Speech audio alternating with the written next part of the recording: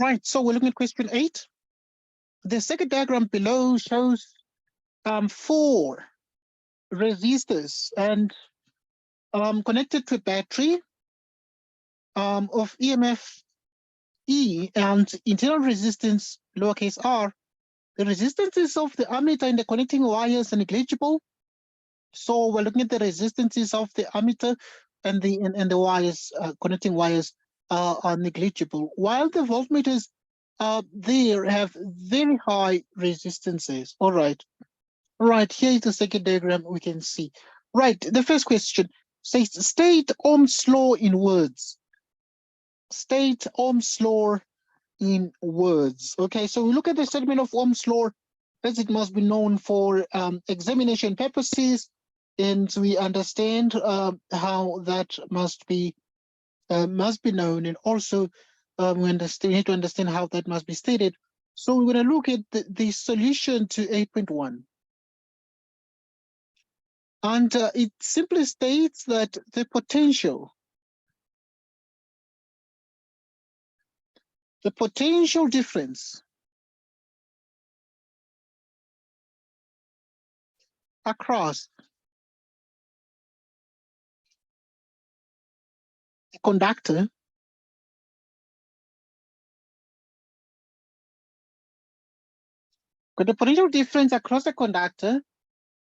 is directly proportional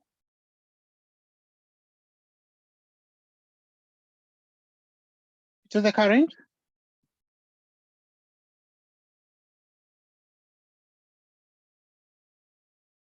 in the conductor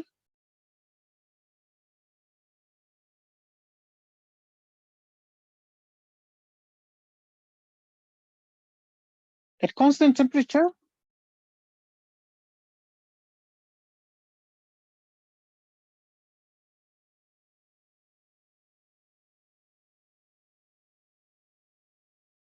that is provided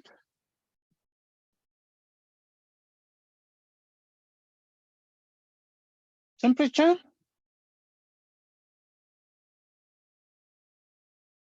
and all other physical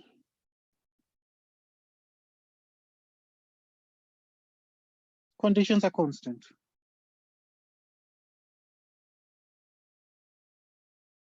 Okay.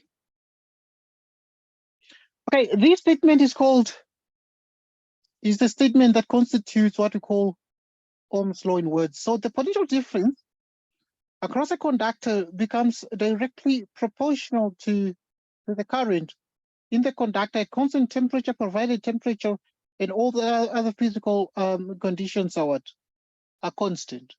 Okay, so that is one thing that is extremely important that must be noted. So we are effectively then saying that the potential difference there is actually directly proportional to the current there at constant temperature. Okay, that is Ohm's law. Right, so in the second case, there 8.2, the reading on the ammeter is 3.5 amperes. You can see the reading on the ammeter is 3.5 amperes. Calculate the total external resistance of the circuit. Calculate the total external resistance of the circuit. So now we want to find the total external resistance of the circuit. How do we do that one? Okay, so we're looking at 8.2.1. Right, so to actually calculate the total external resistance of the circuit, we most certainly are able to proceed as follows in 8.2.1. So we start by really saying 1 over the power resistance is 1 over R1 plus 1 over R2. Okay, right, so if we look at we want to find the total, so we identify the parallel ones. These ones are in series, we add them up, and they give us 1 resistor of 5 ohms. We add them up, and therefore now we are considering only the 5 and this 1 ohm resistor in parallel. So it's gonna therefore become 1 over R parallel, which is 1 over the 1 ohm resistor, but plus 1 over 5 there. Okay, so we add this up. So 1 over R parallel is 1 plus that, so is 1 and 1/5. And this is 1 over R parallel, which is exactly 6 over 5, which means R parallel there is equal to, you invert, so it becomes 5 over 6, which is 0.83 ohms. Okay, so that gives us the resistance of the parallel combination. And then now we're done with this parallel combination. So after combining everything here, we have this one, which is actually in series with the parallel combination. So we add the 4 ohms there, and therefore, which means that we're going to say R total. R total is actually the R parallel plus the 4, which is the R parallel we've seen that is 0.83 plus 4, which is actually 4.83 ohms, which is the R total there. Okay, so that is what we get. And that is what we get there. All right. So as a consequence, then we're getting that. So and now we're asked to calculate the actual total external resistance of the circuit, and it is actually the 4.83 ohms. Okay, right. We are continuing with this, but we note that the circuit diagram normally can always be decomposed. So you can always look at the circuit diagram as like this, and you can break it down like this to say these ones are the current flows straight, so it doesn't branch anywhere. So 3 plus 2 becomes 5 ohms. So you can put the 5 ohms there. And then now you have also this one of 1 ohm. This one, 4 ohms. And then this one is the ammeter. That's what you're getting.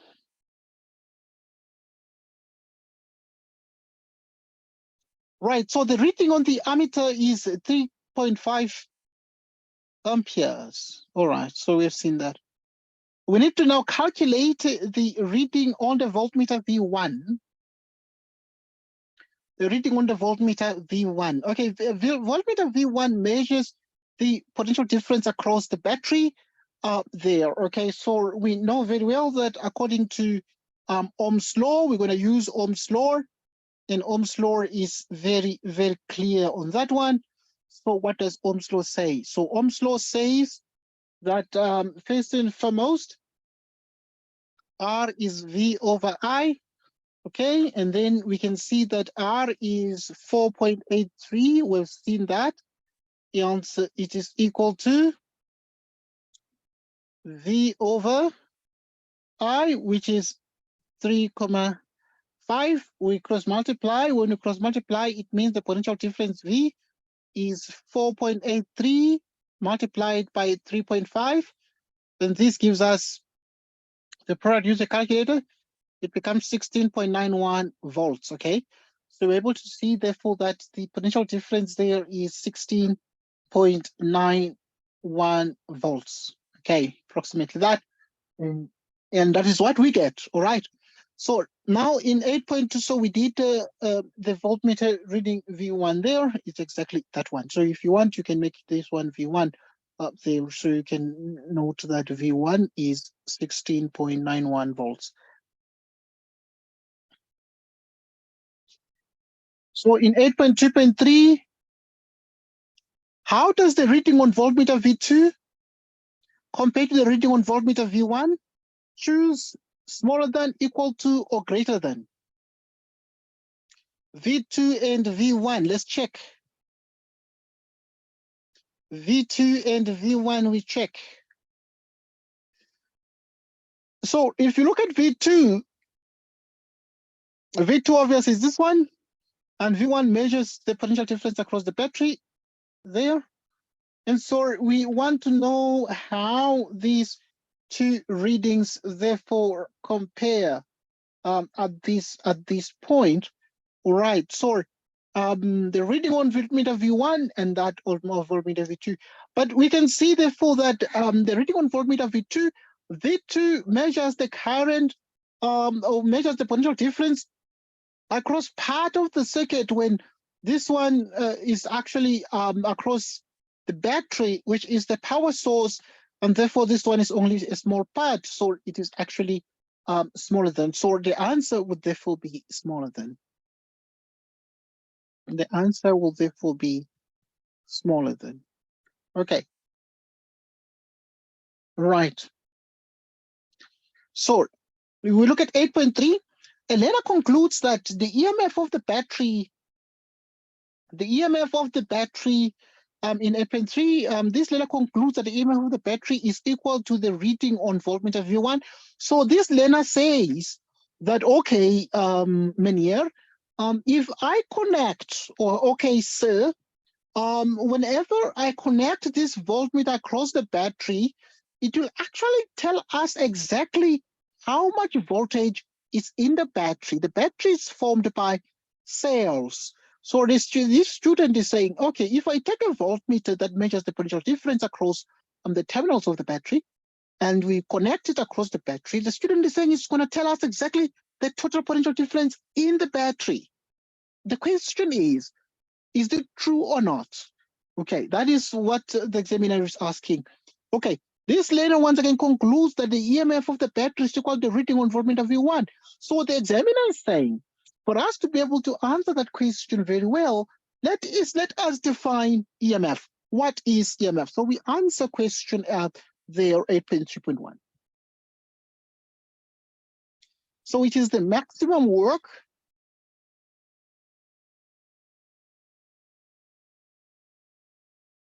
supplied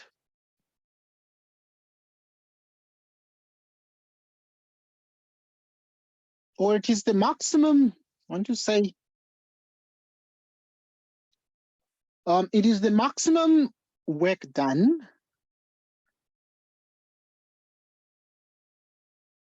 by the battery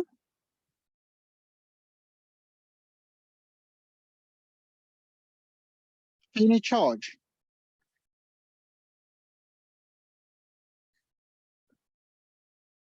What is EMF? It is the maximum work done by the battery per unit charge. Or somebody can come and say it is actually in 8.3.1. It is basically the maximum energy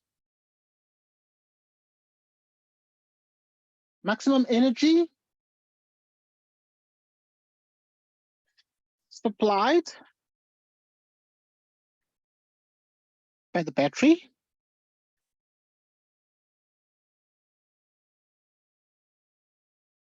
per unit charge.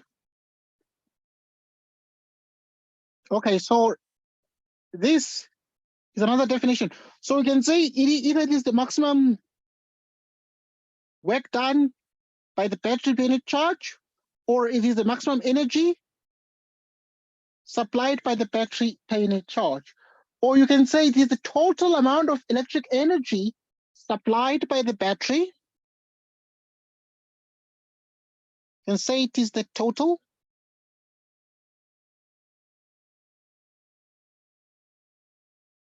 amount of electric energy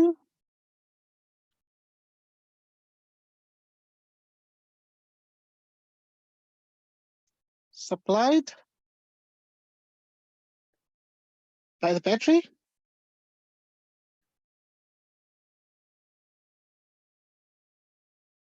per coulomb.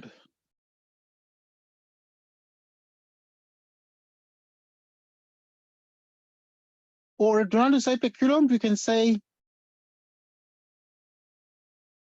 per unit charge.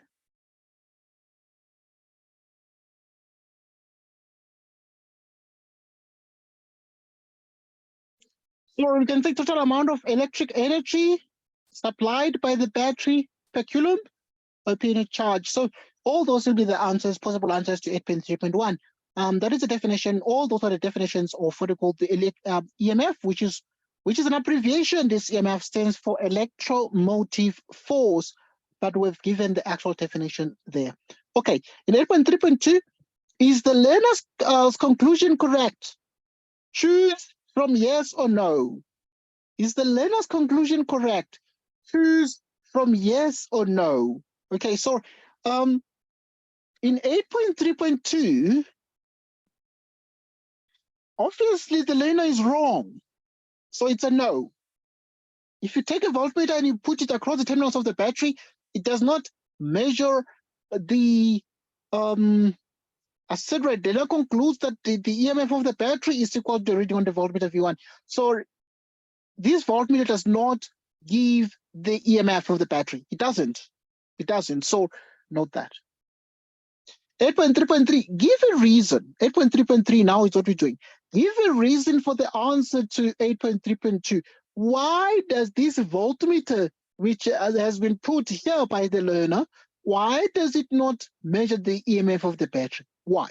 Why? Why does it not measure the maximum amount of energy per unit charge the battery can produce? Okay, so we answer that question, and this is obviously how we do it there. Okay, right, so I can clean these up a little bit. Can clean the board. All right, so I can clean these up. Right, there we go. So we're going to look at 8.3.3 now. Why? The battery? Why is it that when you put a voltmeter across the battery, it does not measure the EMF of the battery? Well, the reason is that the battery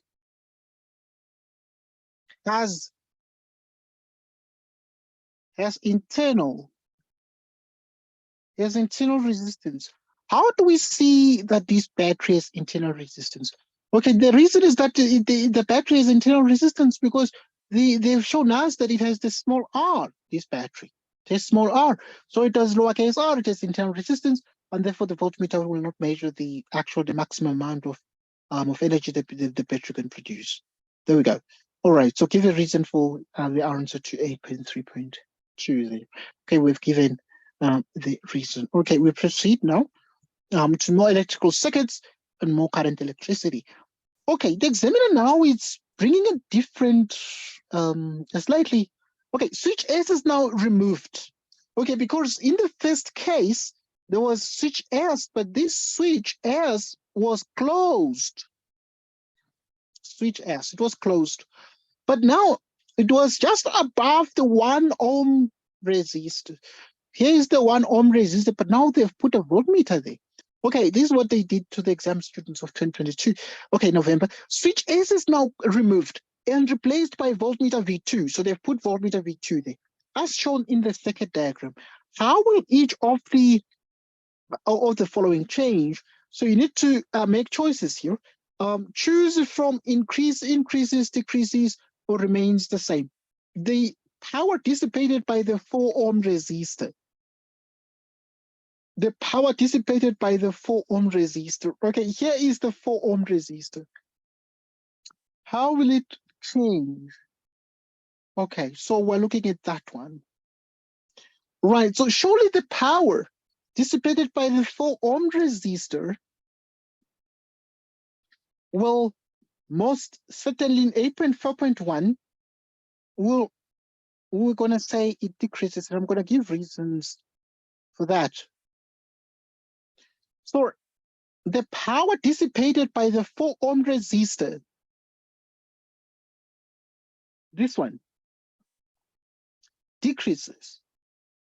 Okay, so that will be very clear in particular when we give the explanation as well to 8.5.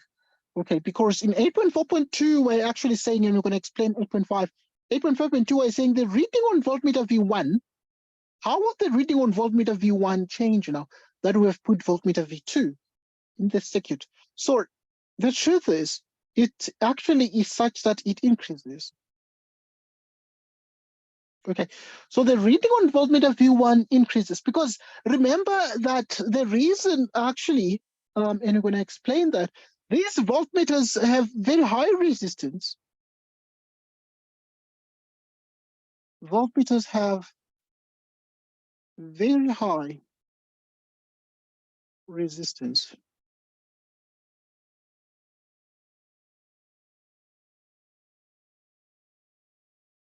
So in 8.5, all right, so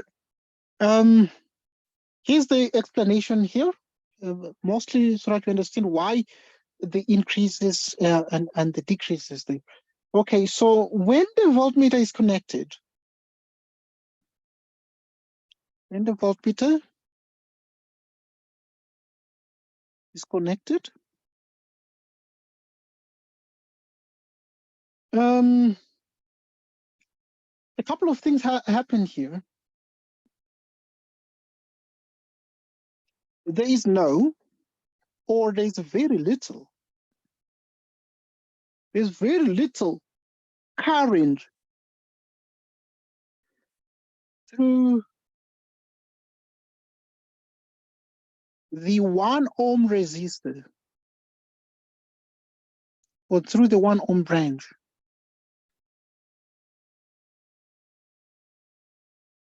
Or you can say, or the branch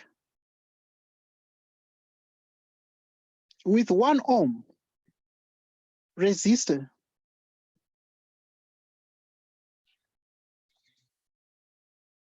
is disabled.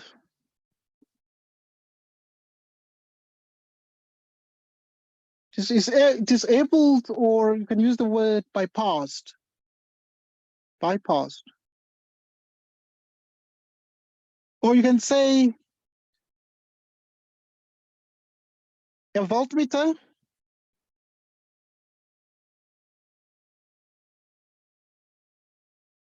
has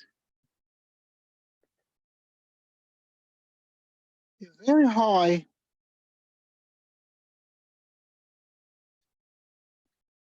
resistance. Or you can say the resistance of the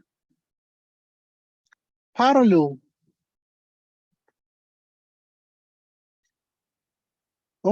branch increases. The resistance of the parallel branch there increases. All right. Point 2, so this is just one point in different ways. So point 2 would be, why do we make the observations of increases and decreases in the first 2 questions respectively? So we say here the total resistance of the circuit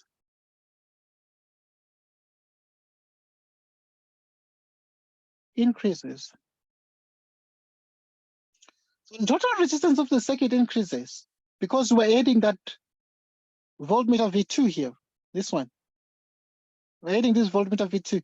And these voltmeters have very high resistance. Not all voltmeters have very high resistance in physics, but yeah, in this case, the examiner stated. So they're like heavy resistors. Okay, heavy resistors, so just big resistors in terms of the resistance of each of the voltmeters there. Okay, but also you can also say, when we put that voltmeter V2 there in the place of the switch, the current in circuit decreases. Okay, the current in circuit decreases. So that one increases the total resistance. When the resistance increases, so we are saying the current decreases. Next. the V internal, or the things we call the internal volts. So the internal volts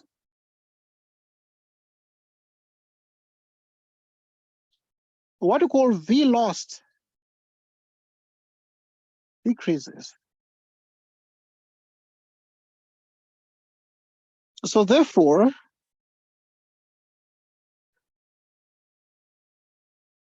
external volts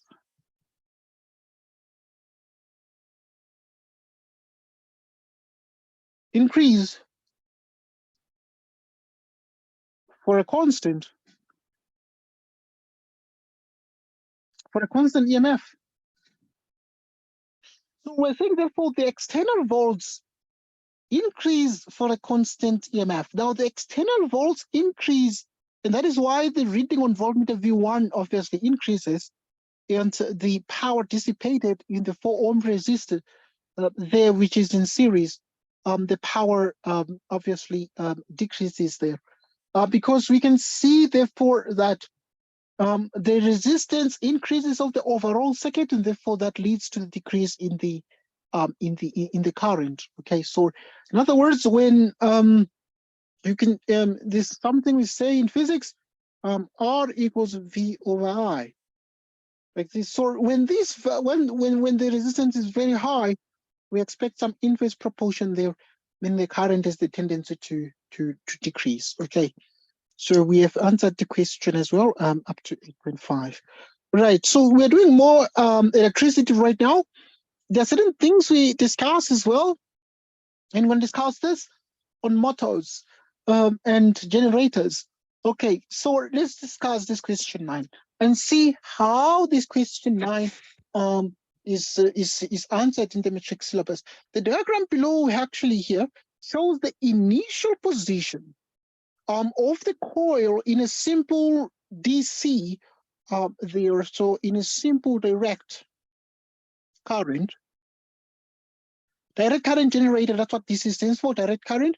The coil is rotated in an anti-clockwise direction. Okay, so we can see the direction of rotation there is anti-clockwise. There it is in that direction. There is shown. Okay, right. Name the component in this generator that ensures that the induced current in the external circuit is in one direction only.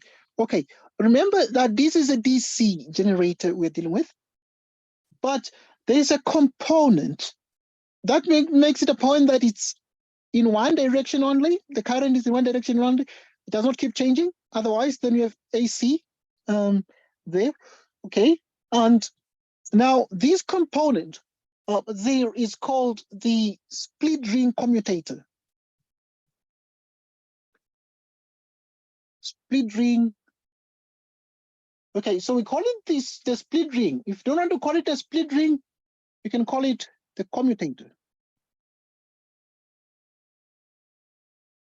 Okay, so that is the component there. So this component ensures that the current flows and shows that the induced current in the external circuit is in one direction only. Okay, right. So in 9.9.2, they're saying, is the direction of the induced current from X to Y or from Y to X? So let's just to clean up a little bit the board here. The induced current, is it from X to Y or Y to X?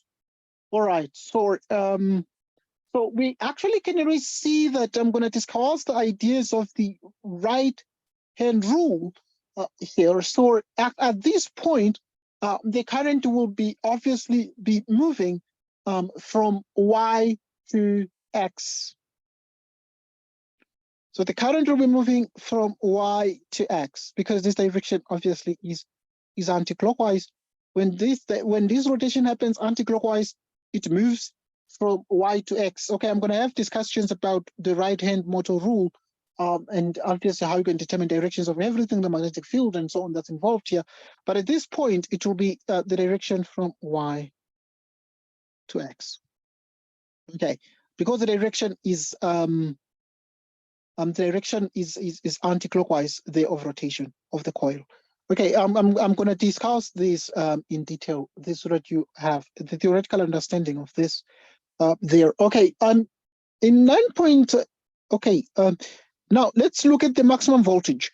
Right, the maximum voltage in the RMS voltage, it's in things we call the RMS voltage, the maximum voltage, etc. Okay, the maximum voltage of 90 volts, okay, so is generated when the coil is rotating at a frequency of 20 hertz. You have 90 volts. Write down the time taken for the coil to complete one rotation. How much time does it take the coil to complete one rotation? So we're going to look at that one, and it's very, very easy to do the calculation there. If you're given the maximum potential difference, so or the maximum voltage. So you need to know the formula that T, the time is 1 over the frequency, or the period is 1 over the frequency. And now it's 1 over, what is the frequency? It's 20 hertz. And then 1 over 20 is 0, if you use the calculator, is 0.05 seconds. So which means, therefore, write down the time taken for the coil to complete one rotation. So it will complete one rotation in this amount of time there, in 0.05 seconds. Okay, so that is what we do up there. When we know the frequency, we can find the time. Okay, in 9.1.4, the examiner is asking an interesting question. They're saying the coil starts rotating from the initial position as shown in the diagram above. Okay, we're told that it was like this, and it starts rotating, but it rotates in an anti-clockwise direction, so against the clock. Okay, it goes against the clock there. All right, so yeah, the coil starts rotating from the initial position as shown in the diagram above. Now sketch a graph. You need to sketch now a graph of the output voltage versus time for one complete rotation of the coil. Indicate maximum voltage and relevant time values on the graph. So let's look at 9.1.4. Right, so in 9.1.4, so when we have this kind of a coil that is involved, and we have our split ring or commutator, so that we have direct current. The induced current is actually direct. So now at this point, what you're going to do is to say the output voltage. The output voltage. Right, I mean output voltage here.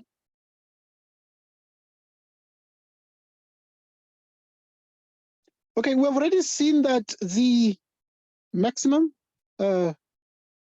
voltage is 90.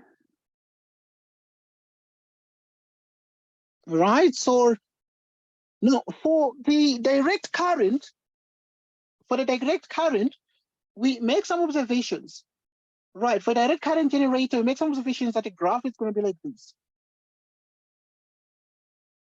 The graph is going to be like this.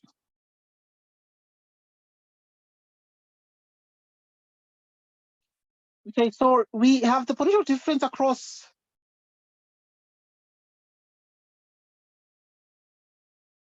So here you have 0.05. And this is the time.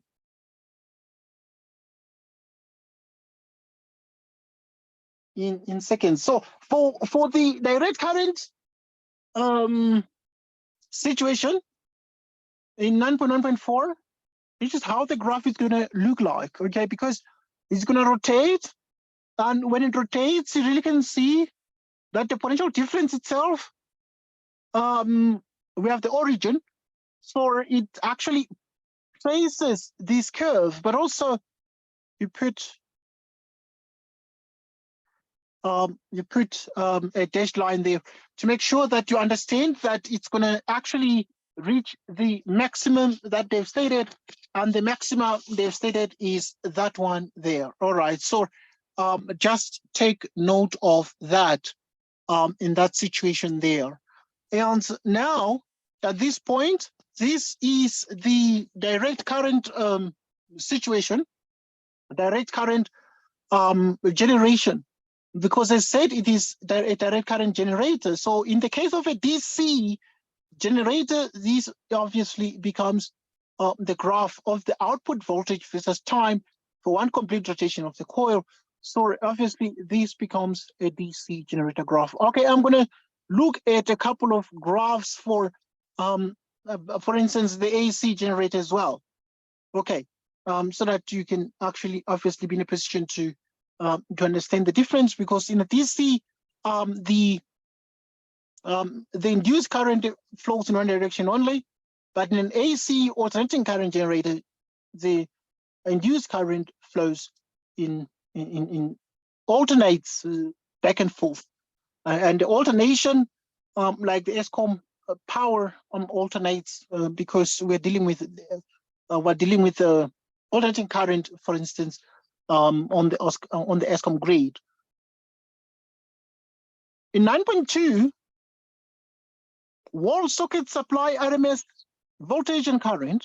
Okay, the wall sockets are the ones we have at home on the wall, where we plug and connect our appliances, fridges, and things. Okay, like a kettle normally uses those home devices, your kettle, your iron, for ironing clothes. Normally they use 220 volts of AC voltage. All right, it's applied from a wall socket to an electric kettle. Yes, the kettle used to boil water normally uses 220 volts, alternating current from the ESCOM grid at home. Having a resistance of, okay, the resistance is suppose 32 ohms. You need to calculate the average energy dissipated by the kettle in 2 minutes. Right, so how much energy is dissipated by the kettle in 2 minutes? So at this point, you realize that W average, can do that one here, doesn't matter, can do it here. So we want to know the energy dissipated.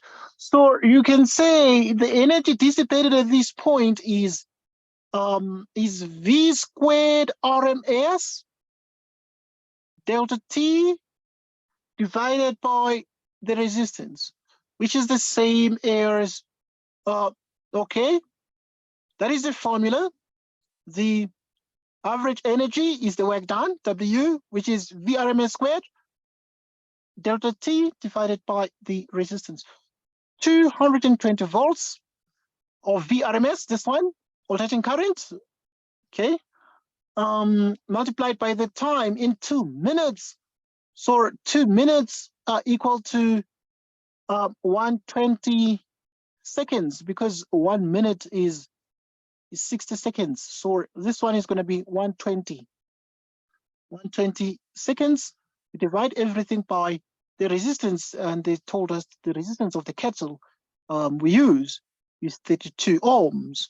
We divide everything, and if you divide everything, you take 220 times 120 divided by 32, it is 181 and 181,500 joules of energy. Okay, 181,500 joules of energy.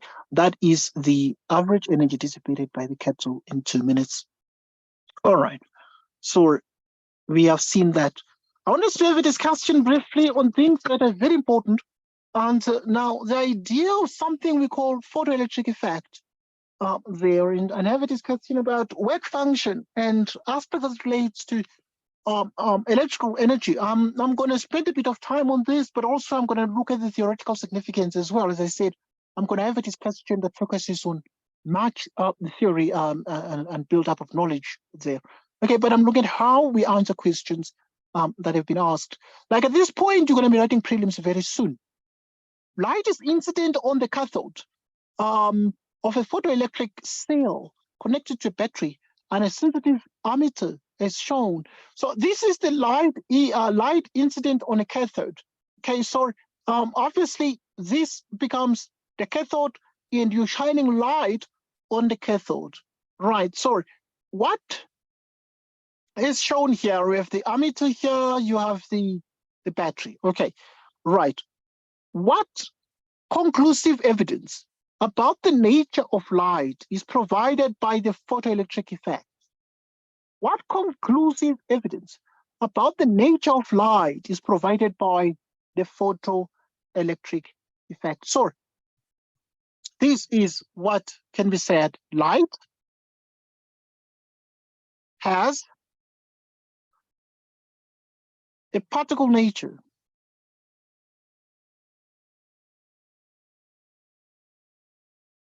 Well, light has a particle nature. Or you can say light is quantized. Quantized.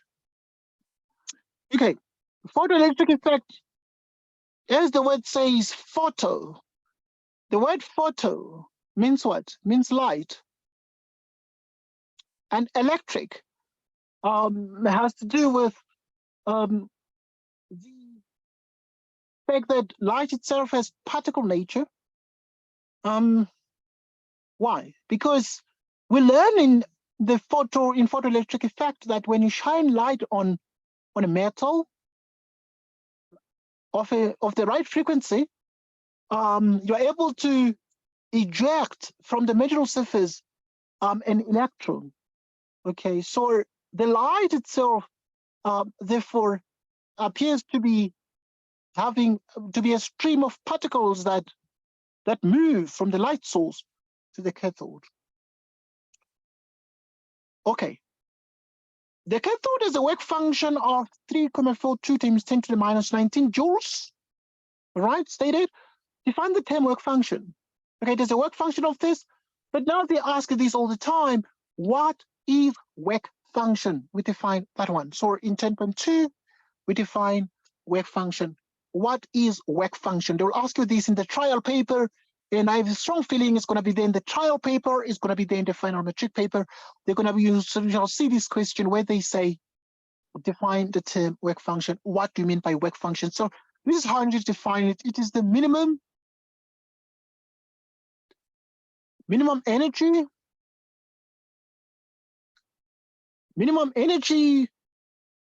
Okay, by the minimum energy, obviously we mean the minimum energy of the incident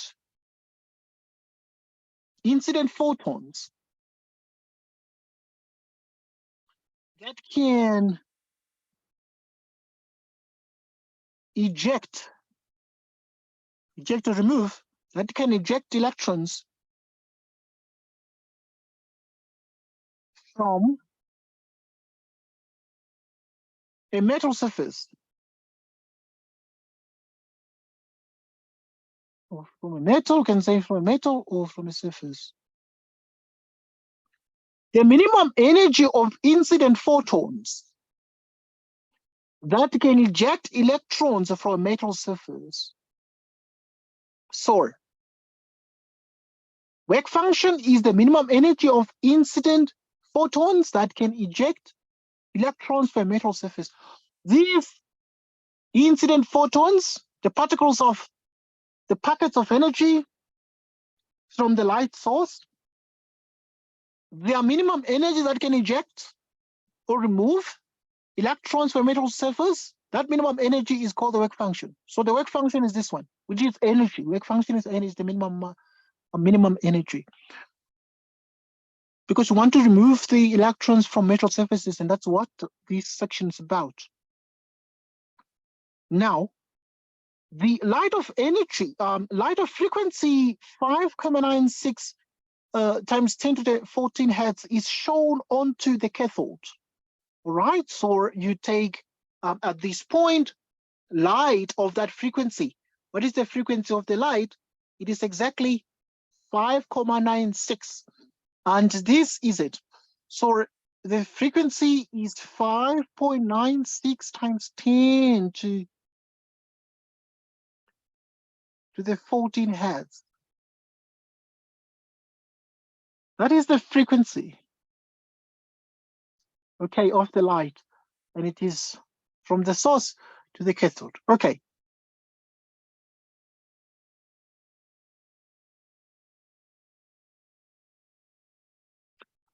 All right, let's continue and answer this question. Okay, you need to do a calculation of the work function. It's gonna be there even in the trial paper, work function calculation. The maximum kinetic energy of an electron ejected from the cathode. You need to find the maximum kinetic energy, not just kinetic energy, but the maximum. Okay, how do you do this one, 10.3? Do it here. Okay, this question is the last question in the science paper 1. Okay, so now to do that one, we say the energy is given by the W0 plus, which is the work function, this one, work function. The W0 is work function. So E is the total energy is the work function plus the kinetic energy maximum. So the energy we are speaking about is HF, which is HF naught max.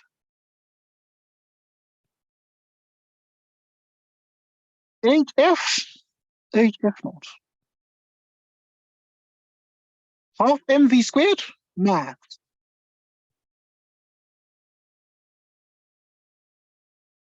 So you can write any of this.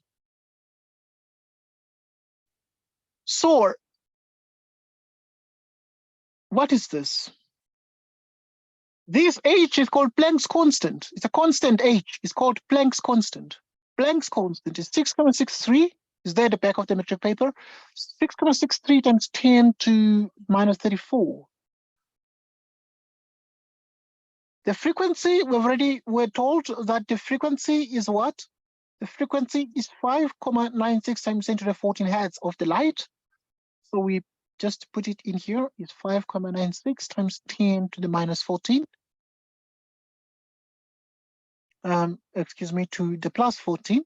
5.96 times 10 to the 14. Okay. Is equal to, what is the work function? HF naught or W naught? Okay, we're told that the work function is 3.42 times 10 to the minus 19. 3.42 times 10 to the minus 19. That's EK max.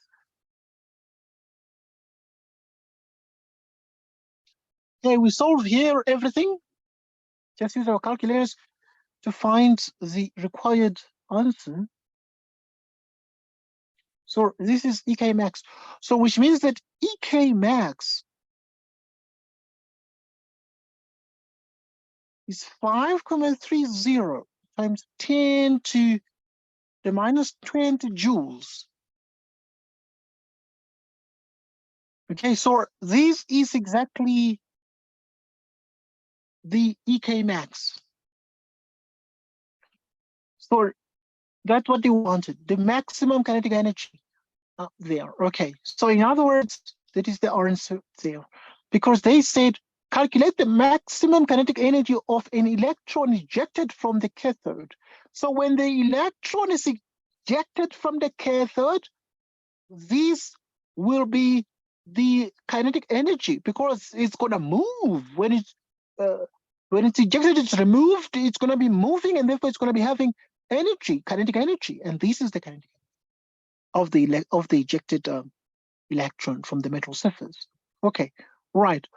Now, the ammeter registers a constant current of this, right? So at this point, the ammeter registers a constant current of that, so which means the current is 0.012 amperes. Okay. Calculate the minimum number of electrons. We want to find the number of the photons, excuse me. Calculate the minimum number of photons of light that strike the cathode in 10 seconds period. So we have the change in time is 10 seconds and the current is that one. Okay, right. So a couple of things you need to do here. So we're going to say first things first. So we first need to find the charge there. So Q is I delta T, the current. So I is 0,012, okay? This one is 10, which is exactly 0,12 coulombs. Okay, if you find that therefore this is the charge, 0,12 coulombs. And then now you'll say Aeon is the charge divided by this formula for finding the number of the photons. Okay, what is the formula for finding the number of the photons? The number of the photons is the charge divided by the number of the by the electron charge, and therefore we know the charge is 0,12. You divide by the charge on one electron. The charge in one electron is constant, is 1.6 times 10 to the minus 19, and you divide everything, which is 7,5 times 10 to the 17 electrons. So to calculate the minimum number of photons of light that strike the cathode in 10 seconds period, what is the minimum number of the photons? It's 7,5 times 10 to the 17. That gives us the minimum number of the photons of light that strike the cathode in 10 seconds period, okay? Because remember, we want to find the minimum number of the photons of light that strike the cathode, because here is the light source, and this light is released such that these come to strike the cathode. But how many photons of light are there? How many packets of light are there in 10 seconds? Okay, so in 10 seconds, you can see that they're about 7,5 times 10 to the 17 photons. There are lots of them. There are lots of them. All right. Right. So in other words, at this point, we say this obviously becomes the number of the photons. Number of photons. Number of photons. All right. 10.5, the intensity of the incident light is now increased. So this light is now made more intense. So it's made much more brighter. How will these change? How will these change affect the reading on the ammeter? If suddenly you make this light brighter, okay, you make it more intense, much more brighter, how will these change affect the reading on the ammeter? So here is the ammeter. If you have the light source and suddenly this torch, you make it brighter. Torch example, okay, you make it much more brighter. How will it affect the reading on the ammeter? Will the ammeter now, its reading, will it increase or decrease, or will the reading on the ammeter most certainly remain the same? We answer the question. Okay, we answer the question there. All right, let me just clean up a little bit. Otherwise, we're gonna be so untidy in the way we answer this. We continue with these questions here. All right. So in 10.5, right, so we're going to do the following. Right, the intensity of the incident light is now increased. How will this change affect the reading on the ammeter? Okay, so first things first, we note that when the intensity of the light increases, that will increase. So we then say the reading on the ammeter increases. Okay, and obviously we need to explain why. Here's the explanation. The explanation is that more photons strike the surface of the metal per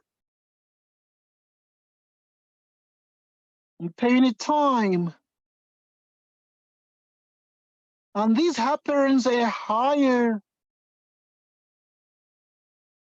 This happens at a higher rate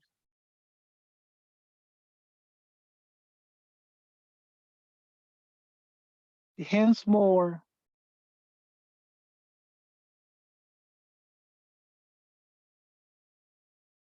At a higher rate, hence more photoelectrons.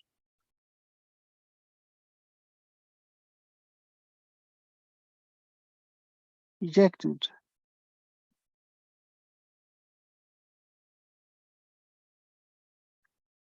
Time. This is resulting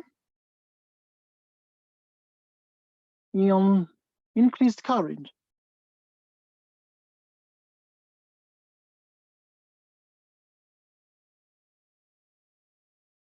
So we're saying more photons strike the surface because the light is now brighter. So if it's brighter than before, more photons strike the surface of the metal unit, of the metal per unit time at a higher rate. Hence, more photoelectrons ejected per unit time, resulting in increased current. Okay, so that is the thing. So if the torch is brighter, and therefore you have more light, you have more photons, right? So more photons strike the surface per the metal per unit time at a higher rate. Hence, more photoelectrons ejected per unit time, resulting in increased current. Okay, right. So this obviously is one question on photoelectric effect, and I'm excited that we've discussed this. And now we have. So I'm going to split our discussion into two parts. So we have one discussion right now, and I'm going to program the discussion because obviously this leads us to the end of the electricity section in this paper I was looking at. And I'm going to therefore have another discussion of 1 hour at 8 p.m. Of 1 hour between 8 and 9 to actually bring another set of concepts on electricity and photoelectric effect and motors and generators. Okay, and so that's what I'm going to do. So I'm going to bring another discussion, another component of our discussion there at what time? At 8 p.m. Okay. Okay, sir. Yeah, so I'll see you again at 8 p.m. because I'm going to load more material. Yeah, I'm going to load more. I'm going to just decide what to do, but yeah, I'm going to load more stuff on electricity, motors, and electrical circuits or electric circuits and photoelectric effect and other things. And I'm going to see you as I discuss that. And as I bring a bit more explanations and more concepts on motors and generators, these kinds of things when the coils rotate either clockwise or anti-clockwise, in the graphs of the direct current generators, the AC generators or alternating current generators and so on. 8 p.m. Okay. Yes, sir. All right. Thanks a lot. I will see you then at 8 p.m. Okay, when my power comes back, because my power is going to leave at 6. Yeah, but I just thought, yeah, it would be ideal for me to take a break now and come back at 8. Okay, because I'm going to load more stuff. Okay. Okay, sir. Yeah. Okay. Thanks then. Can I see you then at 8 p.m. Right. Bye-bye. Okay. Thanks. Goodbye. I'm going to load this video in the next couple of minutes. Okay. And send you the link so you can watch it. All right. Okay. Yeah. Okay. Thanks, Karabo. Yeah. See you later on then. Okay. Bye, sir. Goodbye. Okay. Goodbye, Karabo.